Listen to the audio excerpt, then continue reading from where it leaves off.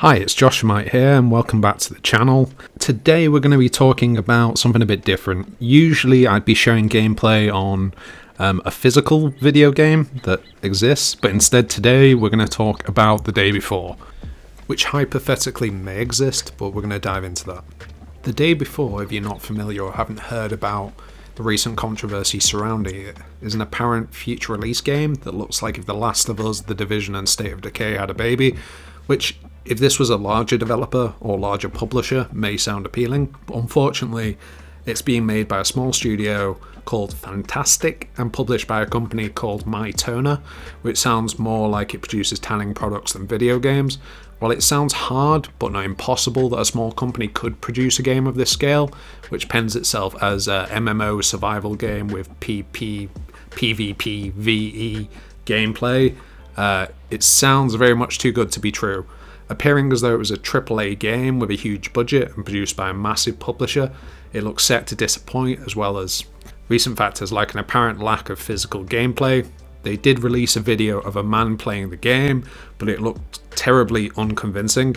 You could almost imagine the screen was just a green screen, and that aside, you know it's getting bad when you were forced to release a video of someone playing your game to show that it's real.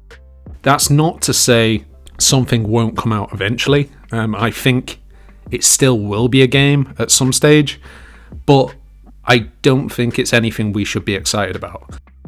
At one stage, The Day Before was the most wishlisted game on Steam. It has now been removed entirely, as it didn't fool Gabe either.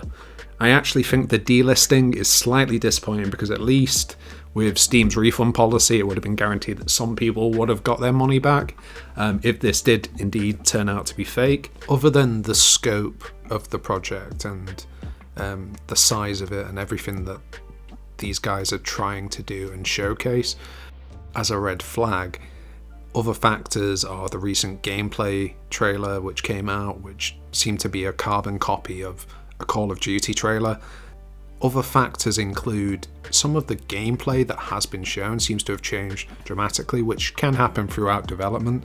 But say for example the modification system, it was showing a recent one which appeared a lot more Tarkov-like, opposed to a previous one which appeared a bit more like Metro's system of modifying your guns, which almost seems like they're just trying to hype the game based on what's popular at the current time. I hope that all the suspicion is for nothing and that the game does turn out to be legitimately real, and I'm sure time will tell and we'll see.